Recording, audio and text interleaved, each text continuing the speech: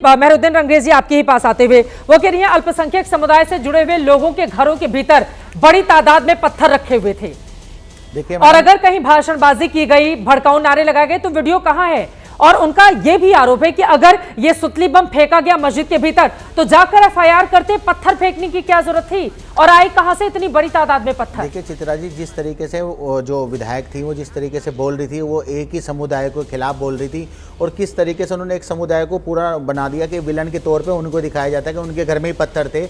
जो दूसरी पक्ष थी, क्या ताली एक हाथ से बजती है? कभी उनको नहीं दिखाया जा रहा। जिन्होंने आग लगाई गई उन पर कोई चर्चा नहीं हो रही। मगर इसमें अब क्या होगा, वो पैटर्न बिल्कुल वही है जो 2014 के बाद से पूरे देश में चल रहा है कि मुसलमानों के पहले दंगा करो, मुसलमानों के उनकी मस्जिदों पर जाकर, और फिर बाद में उनको ही आरोपी बनाओ, फिर उनके मकान को भी अवैध बताओ। तो इस तरीके फिर मकान तोड़ो, फिर गैर संवैधानिक बुलडोजर चलाओ। तो इस तरीके का जो भाजपा जिस तरीके की राजनीति ने 2014 के बाद से शुरू की है, ये राजनीति ये एजेंडे को ये साफ करती है कि हम 80% के लोगों के लिए काम करने के लिए पूरी की पूरी लिस्ट है सर। आप कहेंगे निकाल दूंगी, बहुत सारे हिंदू धर्म से जुड़े हुए लोग हैं जिनके घरों पर बुलडोजर चला है।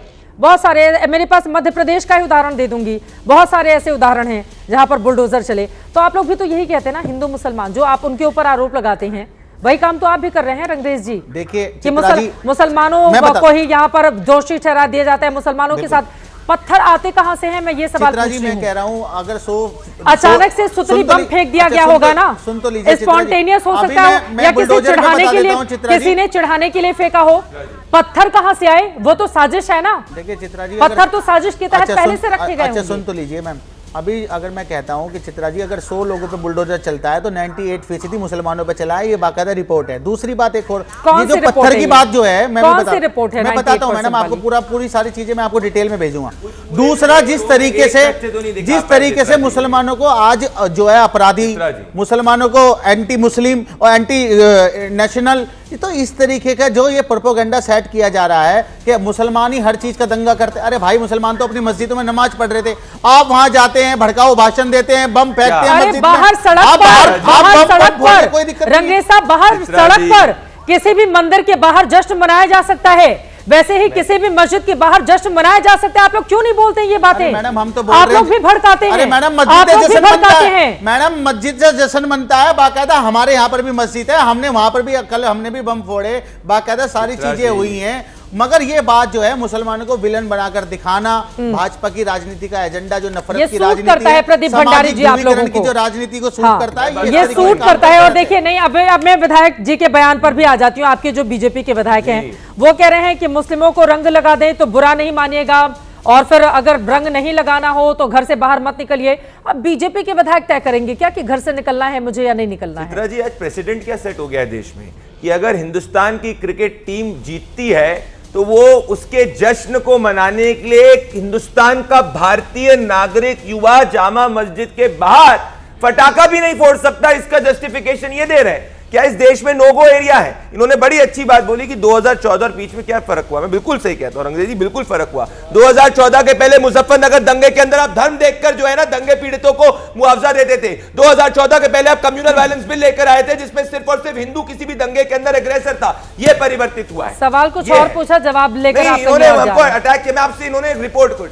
इनको आप बताइए आपके शो में, क्योंकि मैं पिछले 3 शो इनके साथ कर चुका हूं, ये एक तथ्य नहीं कोट कर गए। कौन सी रिपोर्ट है जिसमें 98% जो है मुसलमानों के ऊपर? उनसे ये सवाल मैं पूछूंगी। नहीं, रिपोर्ट का वो बताइए, ऐसे हवा में बातें नहीं, हवा में बातें नहीं प्रदीप जी। लेकिन विधायक वाली बात पर अब आपके विधायक तय करेंगे कि मुसलमानों को घर से निकलना है नहीं निकलना है? हमारे विधायक तय नहीं कर रहे हैं, ऊपर भी कंट्रोल करके रखे ना। नहीं, हिंदू समुदाय के लोग थोड़े अपने ऊपर भी कंट्रोल करके रखें। जिसको खुशी मिल रही है रंग लगाने से, अब मेरी बात तो सुनिए, जिसको खुशी मिल रही है रंग लगाने से उसको खूब पोतो, जिसको खुशी नहीं मिल रही है उसको जबरदस्ती पोतने की क्या जरूरत है? रंग जबरदस्ती पोत रहा है चित्रा जी, यही तो क्या बोल रहे हैं? ये यही तो कह रहे हैं कि अगर रंग लगा दे तो बुरा ना मानो, घर से मत निकलो, रंग तो लगेगा ही लगेगा। ये विधायक क्या करेंगे? क्या सही है? एक मान लीजिए हाइपोथेटिकली 2 दोस्त है, एक हिंदू एक मुसलमान, ठीक है। अब मान लीजिए दोस्ती के अंदर जनरली हिंदुओं का त्योहार है होली, है तो आप मानेंगी ना। अब अगर रंग लग गया मुसलमानों को, रंगरेज जी जैसे लोग आके बोल रहे कैसे लगा दिया रंग, कैसे लगा दिया रंग, ये मुसलमानों का अपमान है, मुसलमानों का तुष्टिकरण है, फिर जाके हिंदू मुसलमान यही करेंगे। करेंगे? तो हम तो पहले से ही कह रहे हैं भाई होली हिंदुओं का त्योहार है, हिंदू एक साल में एक बार आती है।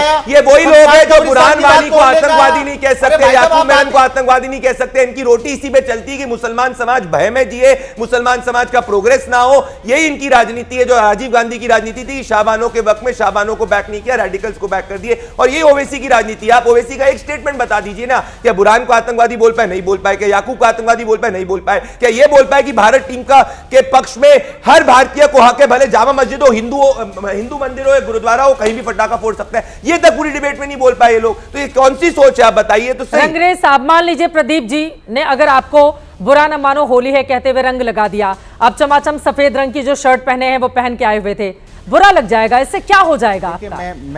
मेरा सवाल गौर से सुनिए, क्या हो जाएगा?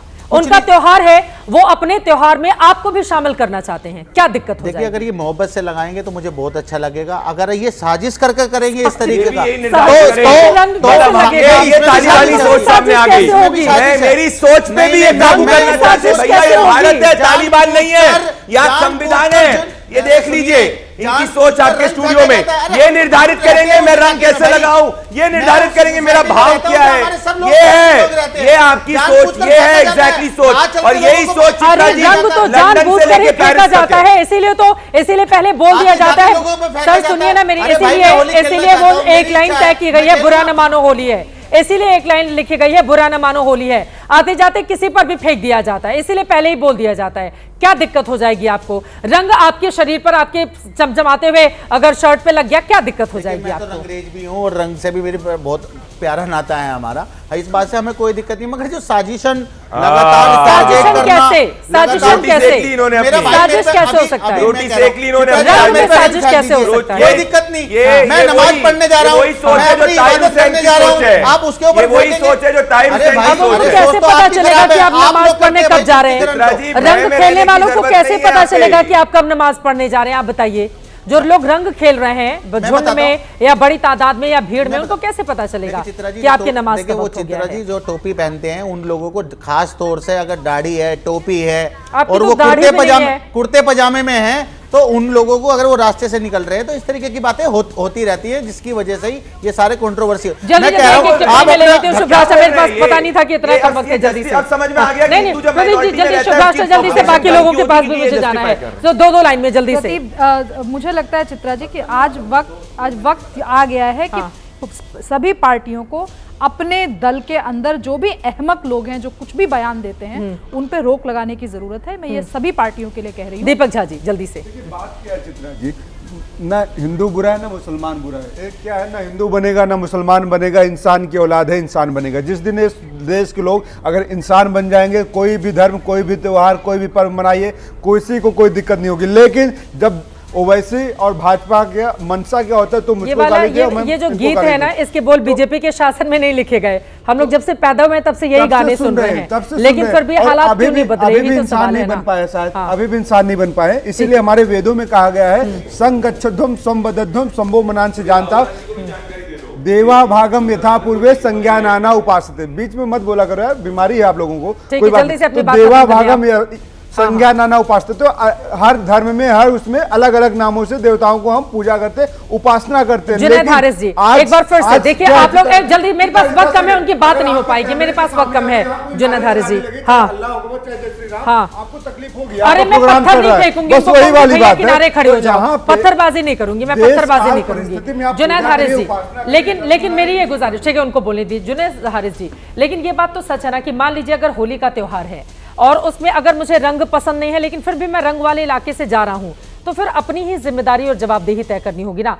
आप लोग भी क्यों नहीं अपील करते कि रंग से कुछ नहीं होता, वो तो एक त्योहार है, उसको सेलिब्रेट कीजिए, नहीं पसंद आ रहा है तो घर पे रहिए, क्या दिक्कत है इसमें? देखिए आपकी एक बात में ज़रा सा मुझे कंट्रडिक्शन नज़र आ रहा है कि जामा मस्जिद के सामने जय श्री राम का कोई नारा लगाते फिर जाए तब तो कोई हरज की बात नहीं है, लेकिन जब वो आम रास्ते पर चलना कोई चाहे तो उसके ऊपर रंग पड़ जाए तो कोई ये मान करके चले कि उसके ऊपर रंग ना पड़े। मैं एक दूसरी बात कह रहा हूँ, इससे हट करके आप इसको अदर वे मत लीजिएगा। मुझे अपने प्रधानमंत्री जी का एक अप्रोच बहुत सही लगता है, और उनके सामने जब उनको टोपी पहनाया गया तो उन्होंने कहा कि हमारी आस्था नहीं है, काहे के लिए हमें टोपी पहनाते हो। नहीं पहना, कोई बात नहीं है, इसमें कोई शक नहीं कि आदमी को मुनाफिक नहीं होना चाहिए, डुअल उसका अप्रोच नहीं होना चाहिए कि दिल में कुछ हो। ठीक है, हम उसका सम्मान करते हैं जो इसको मनाते हैं, लेकिन जो नहीं मनाते हैं उनका भी हमें सम्मान वैसे ही करना चाहिए। मैं ये सोचता हूँ कि इस तरीके से एक दूसरे का ख्याल रखा जाए। 2013 वाले टोपी का आप ले आए ना जिक्र, मुझे अच्छे से याद है जब वो चीफ मिनिस्टर के तौर पे टोपी नहीं पहने थे, लेकिन वो पत्थर बरसाने नहीं गए थे।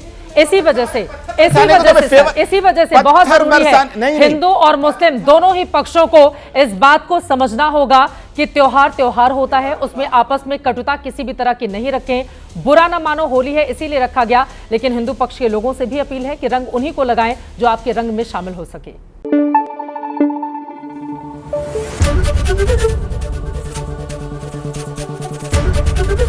एबीपी न्यूज आपको रखे आगे।